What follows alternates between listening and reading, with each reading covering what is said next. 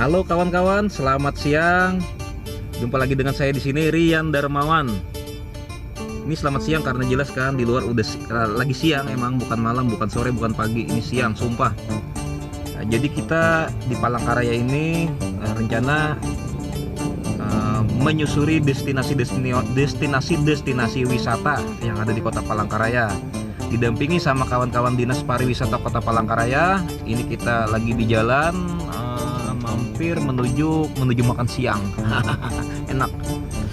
Kalau di Palangkaraya jangan lupa makan ikan-ikanan. Di sini ikan-ikannya manyus. Jadi setelah makan siang ini rencananya kita akan ke wisata agro untuk petik buah yang dikelola oleh masyarakat setempat. Buah naga, buah jambu kristal, pepaya, apapun nanti kita lihat di sana, kita petik, kita habisin 2 ton, kita habisin. Habis itu kita ke wisata Kereng Bengkirai. Wisata Kereng Bengkirai ini adalah satu destinasi wisata yang berupa dermaga dikelola oleh Dinas Pariwisata Kota Palangkaraya. Merupakan pintu masuk untuk menuju Taman Nasional Sebangau. Jadi hari ini kita ke pintu masuknya dulu, Kereng Bengkirai ini dermaganya. Mungkin besoknya akan kita lanjutkan dengan menyusuri Taman Nasional Sebangau, Sungai Koran kalau tidak salah, susur sungai. Ikuti terus. Siapa tahu kalian nanti besok-besok ada rencana ke Kota Palangkaraya, mungkin dapat informasi dari sini mau kemana. Jangan lupa subscribe. Bye.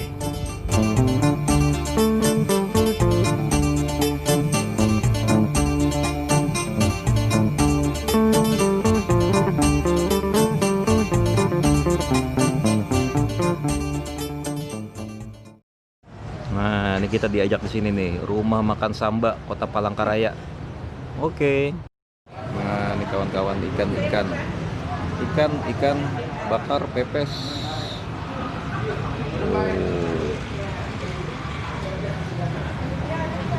Rumah makan Samba Palangkaraya. Ini apa? Nah, ini kebun buah segar Cipta Rasa. Ayo kita masuk. Nah, ini kawan-kawan, kita sudah di agrowisata edukasi Cipta Rasa Desa Kereng Bengkirai bersama Ibu Andriani dari Dinas Pariwisata Kota Palangkaraya. Hari ini kita beserta kawan-kawan beliau menemani kita ke sini. Jambu kristal. Jangan lupa datang ke sini ya Bu ya, kawan-kawan semua. Gimana Bu di sini Bu? Selamat siang. Kami sangat berbahagia sekali siang hari ini bisa menemani Bapak-bapak anggota Dewan yang terhormat dari Hulu Sungai Selatan, Kabupaten Kandangan, datang ke Cipta Rasa untuk menikmati agrowisata yang ada di Kota Palangkaraya, khususnya di Desa Kereng Bengkirai. Pada siang hari ini kami disuguhkan buah kristal, salah satu ikon dari agrowisata di kebunnya Pak Slamet. Bu Andriani, ini kalau dari Kota Palangkaraya ke sini enaknya ke Cipta Rasa ini kita enaknya kalau bawa mobil sendiri arah mana, berapa kilo, bisa dijelaskan kawan-kawan biar gak bingung, atau bisa dicari di Google Map mungkin bisa ya kebunnya Pak Slamet ini. Ya, ada di Google Map. Ada di YouTube. Di YouTube ada, di Google Map ada. Ya, dari pusat Kota Palangkaraya hanya kurang lebih 9 kilo. Sampailah ke tempat Pak Slamet dengan menggunakan kendaraan apa saja sudah bisa, baik itu. Dan kami punya transportasi yang gratis, yang ada dihubungkan dengannya Dinas Perhubungan. Itu ada jam-jamnya sesuai dengan jadwal. Jadi kalau mau gratis ke tempat wisata agrowisata di Kereng, juga di Cipta Rasa bisa menggunakan fasilitas yang sudah disiapkan. Tetapi pakai kendaraan pribadi maupun angkut pun sudah bisa masuk. Jadi Dinas Pariwisata Kota Palangkaraya juga menyediakan angkutan gratis ya Bu ya di sini ya? Iya betul. Dari Dinas Perhubungan. Dari Dinas kami Perhubungan. berkolaborasi, betul. Ya. Itu kalau tidak salah ada jadwalnya hari Senin, Kamis, dan hari Jumat. Jadi ada jadwalnya buat kawan-kawan yang misalnya tidak bawa kendaraan sendiri dari luar kota. Mungkin bisa menghubungi Dinas Pariwisata Kota Palangkaraya. Jangan khawatir, di sana kawan-kawannya kawan-kawan di sana baik-baik semua.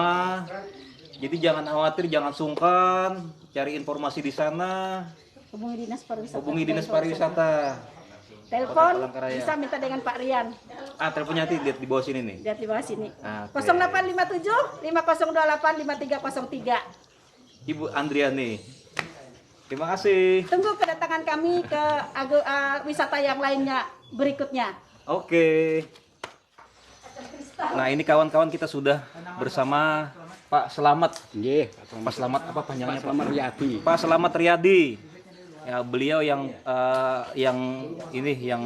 memiliki kebun ini, kebun Cipta Rasa. Isinya buah-buahan. Nah, isinya buah-buahan semua, 2 hektar tadi udah dijelaskan sama Pak Selamat. Ini Pak Selamat kalau boleh tahu mulai sejak kapan lahan ini digarap sampai jadi seperti ini? Mulai tahun 2011, Mas. 2011. Ya. Jadi selama 2011 buka ini 1 tahun, kami itu belum ada pendapatan.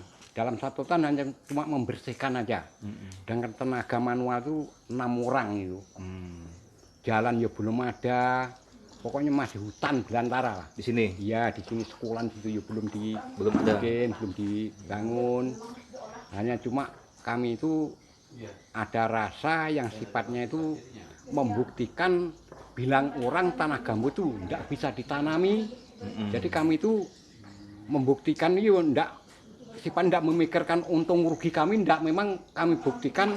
Masa wong tanah kok tidak bisa ditanami, lalu saya carikan kapur, saya carikan pupuk kandang, ya saya carikan SP36, saya campur jadi satu, akhirnya lalu bisa hidup. Oke. Oh, pertama itu hanya sayur mayur, Mas. Pertama sayur mayur belum tanaman ya buah. untuk nyambung hidup sementara lah, artinya dalam 3 bulan itu bisa panen. Bisa panen dengan sayur mayur awalnya. Tapi pastinya dari 2011 sampai ke sini kan, Pak, juga pernah gagal. Ya. Coba bibit ini ternyata tidak cocok ini. Ya, Gimana jadi ceritanya, Pak?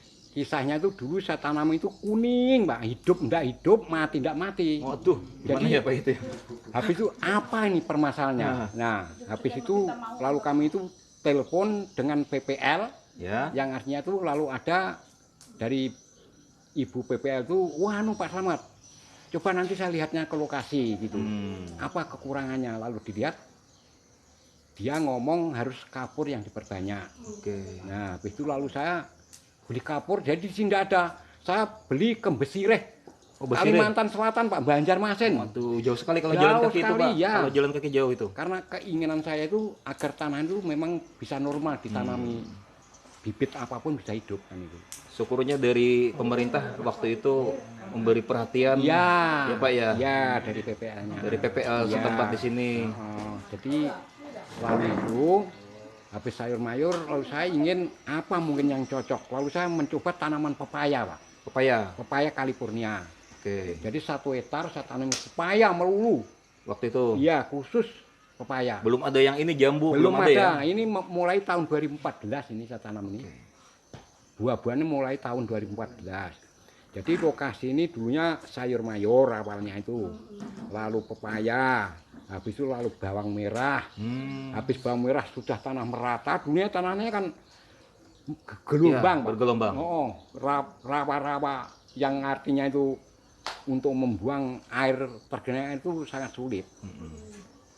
Akhirnya Pak Wali Kota datang ke sini. Waktu itu tahun 2012. Oke. 2012 Pak Wali Kota Ridwan datang, lalu nanggapi sama saya, apa Pak Selamat kesulitannya? Ini Pak Wali, kesulitan saya itu artinya pembuangan air ini belum ada pengeringan. Genangan ya. Nah, genangannya agar kering. Kalau Pak Wali nanti terkenal bisa bikinkan masa saluran air untuk membuang air di kebun kami sampai Sungai Sebangau, saya lanjutkan pertanyaan saya. Iya. Iya. Jadi direspon sama wali kota ya. Wah, sabar Pak, itu dananya tidak hanya cuma puluhan juta, tapi ratusan juta gitu Pak Wali. Tapi itu pasti saya laksanakan. Soalnya nanti keperluan demi orang banyak. Betul. Nah, dulunya hanya saya sendiri Mas ini. Berarti semua lahan di sini dulu tergenang juga, Pak ya? Tergenang airnya itu segini Mas. Sampai dengkul. Iya, lalu Pak Wali datang nelpon, Pak Selamat sudah disorpet, ada orang pan nyorpet, tunjukkan di mana baiknya untuk membuat pengeringan. Lalu saya tunjukkan, seminggu lagi datang alat berat Pak. Oke. Separator datang. Bangga ya Pak ya, lihat alat berat ya, senang ya, semangat lagi ya. Lalu dibikin sampai 1 bulan. 1 bulan. Selesai ya. Pengerjaan akhirnya pengeringan itu sudah jadi, air habis mengalir ke sungai, Lalu penduduk itu 1-2 ada yang betah tinggal sini. Lalu akhirnya sekarang jadi kampung Pak, ini sudah rame, jalan sudah diaspal gitu, jalan itu dibikin. Akhirnya lalu datang penduduk banyak ingin menetap hidup di sini. Jadi nih kawan-kawan nih ada pesan moralnya di sini. Lahan di mana-mana luas, tapi kalau tidak ada bantuan, sentuhan atau campur tangan dari pemerintah daerah, pemerintah setempat, mana mungkin ya Pak selamatnya kita ya? Nggak mungkin. Jadi tolonglah bapak-bapak lihat kalau ada apa namanya, ada lahan yang memang bisa diperbaiki, apalagi ada orang-orang kayak Pak Selamat yang siap menggarap lahan, segera diberikan perhatian. Betul. Ya Pak ya. Akhirnya lahan yang tadinya di sini tergenang sampai dengkul sekarang lihat banyak ini. manusia, sudah ratusan Ramai orang. sekarang. Ramai. Ya itulah Pak ya. awalnya itu. Jadi lanjut lagi ke 2014 mulai ditanami jambu. Iya, mulai saya tanami, saya rintis buah-buahan bisa hidup. Akhirnya saya mendatangkan bibit dari Jawa, Pak. Bibit unggul. Soalnya di sini Jambu kristal ini. Iya. Saya cari ketemu jambu kristal di kota Sukabumi, Pak. Jawa Barat. Sampai di sana 4 hari kami nginap sana itu mencari. Saya kira di Sukabumi cuma ikan, kan ada anak ikan di sana. Iya, jambu kristal dari sana ini. Iya, gitu. Sukabumi tempatnya ikan. Lalu mulai saya kembangkan dikit-dikit. Itu pengadaan bibitnya waktu itu Bapak pribadi atau ada juga bantuan pemerintah? Enggak ada bantuan pemerintah, enggak ada.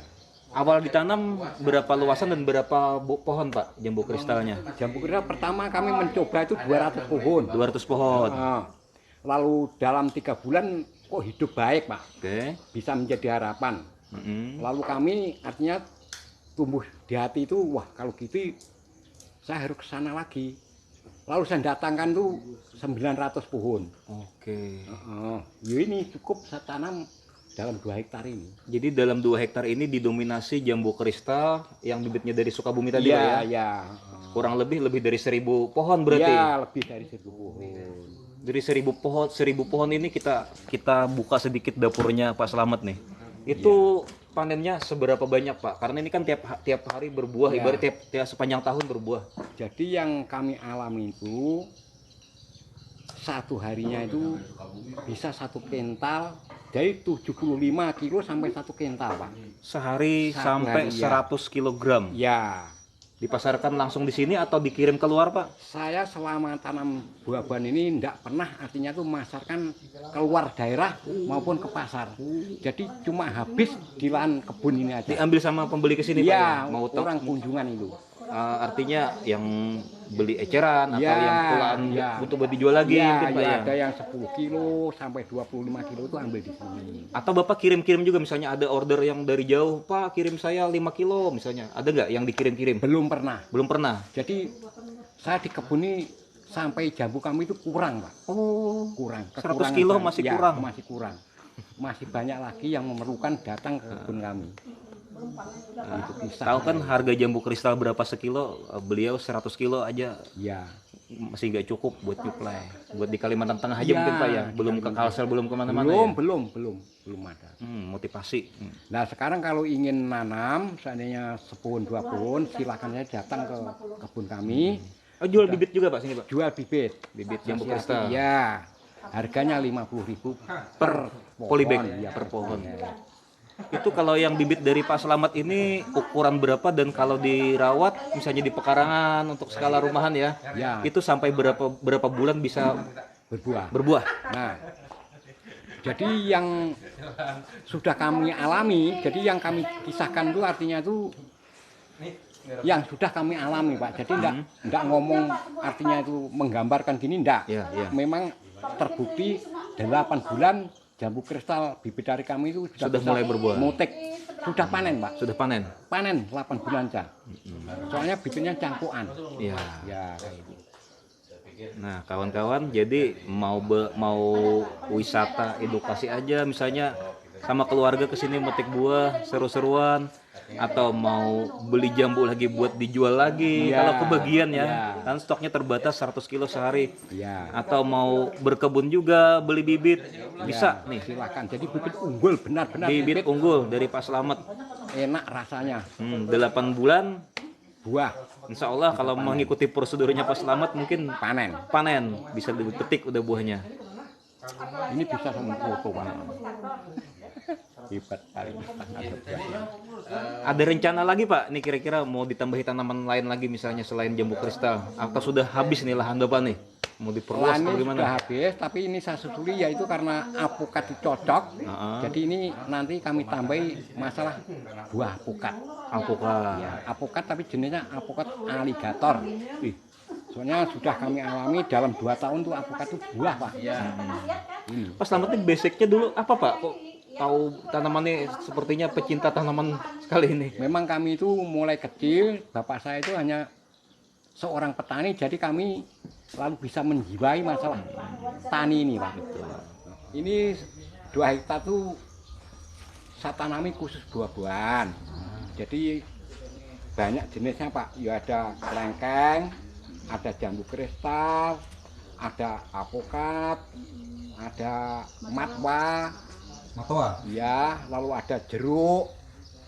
Jadi yaitu yang sudah saya coba hidup di daerah dataran rendah.